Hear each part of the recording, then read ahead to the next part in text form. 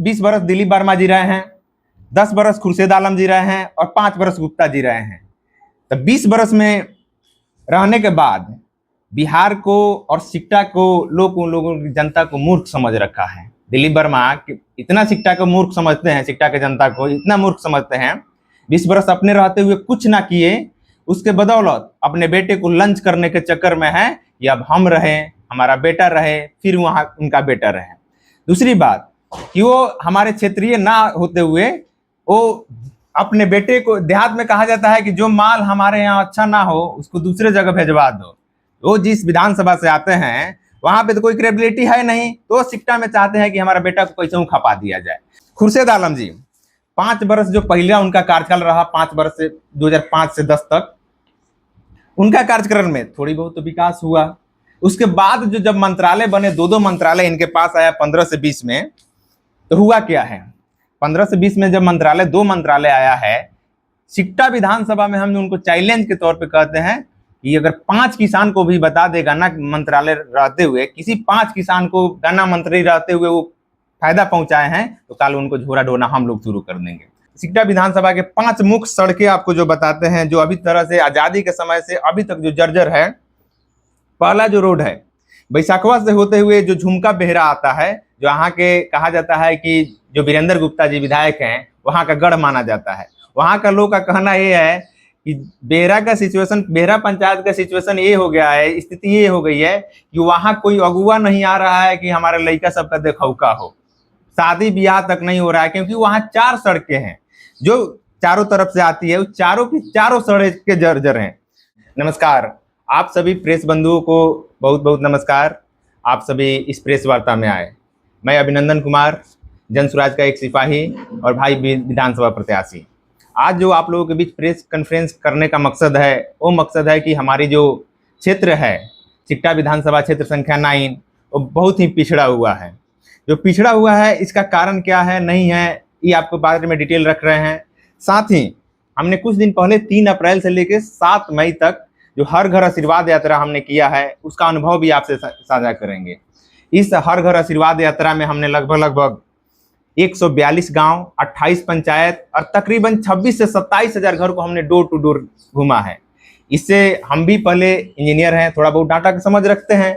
जब चीज़ हम देखते थे गवर्नमेंट के तौर पे कि गवर्नमेंट बता रही है कि हमारे यहाँ इतना डेवलपमेंट है, बिहार का ये रेशियो है, उसके अलावा सिक्टा विधानसभा का डेवलपमेंटल ग्राफ यहाँ तक पहुँचा है, इतनी विकसित हुई है। लेकिन जब हर घर आशीर्वाद यात्रा के तहत हमने 26,000 घर को घूमा, तो ये दिखा कि जो सरकार कह रही है और जो जमीन पे है उसका जमीन आसमान का अंतर है, उसका डाटा से कोई मेल ही नहीं खा रहा है। एक आंकड़ा आप लोगों के छोटी तौर पे हम दे रहे हैं। सरकार बोल रही है यहाँ पे करीबन 73% से लेकर 80% घर को पक्कीकरण हो गया है, लेकिन जब जमीन पर घूमा जा रहा है तो तकरीबन 80% घर ऐसे हैं जिनके छत पे अच्छा से करायन भी नहीं है, झोपड़ी भी में अच्छी सी बांस नहीं है। वो लोग बारिश के समय आ जाए तो पानी में रहने के अलावा दूसरा कोई चारा नहीं है। उसके अलावा सरकार, बिहार सरकार जो है रोड के नाम पे, बिजली के नाम पे अपना जो पीठ थपथपाती है, उसमें आपको सिक्टा विधानसभा के 5 मुख्य सड़कें आपको जो बताते हैं, जो अभी तरह से आज़ादी के समय से अभी तक जो जर्जर है।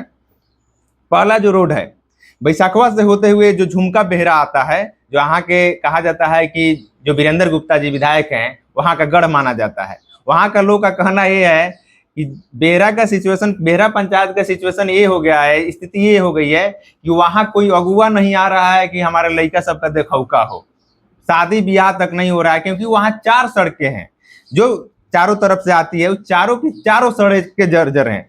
दूसरी जो मैनाटार से होते हुए रामपुर की तरह जो रोड जाती है, ये रोड पुल पुलिया जितने भी है पूर्ण रूप से ध्वस्त हैं। अभी जो बारिश का समय हो रहा है, लोग को कीचड़ झेलने के अलावा दूसरा कोई रास्ता नहीं है। तीसरा जो आप सुन रहे होंगे, इससे कुछ दिन पहले बरवा के लोगों ने भोट बहिष्कार किया था लोकसभा में। वहां आजादी के समय से, आजादी के बाद जो ईंट लगी थी, आज भी वही ईंट है। वहां का रोड का पक्कीकरण तो दूर का बात, वहां हर एक महीना में कोई ना कोई रोड के चलते एक्सीडेंट होता है। उस रोड से जो भी जाए गिरने की संभावना 90% है। चौथा जो रोड है वो मर्यादवा गौचरी हुए होते हुए मायट और बेतिया का जो मुख्य मार्ग है जो कनेक्टिविटी करती है, उसकी स्थिति इतनी बदतर है कि वहां लोग अगर कोई मरीज घर से निकलता है तो रास्ते में और ज्यादा मरीज हो जाता है। एम्बुलेंस अगर किसी के दरवाजे पर आधा घंटा में पहुंचना चाहिए तो 2 घंटा में भी नहीं पहुंच पाती है।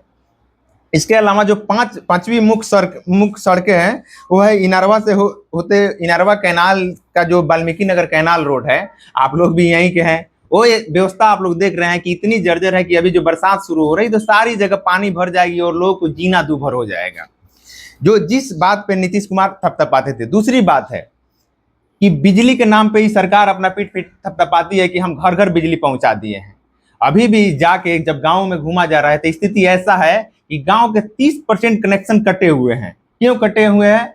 कि जो यहाँ के गरीब लोग हैं, स्मार्ट मीटर आ जाने के कारण बिजली का बिल किसी किसी के घर पे 1 लाख आया है, किसी यहाँ 50,000 आया है, किसी यहाँ 70,000 आया है, किसी यहाँ ऐसा व्यवस्था है कि कई कई केस हो चुका है जिसके चलते वो घर छोड़ के भाग गए हैं लोग।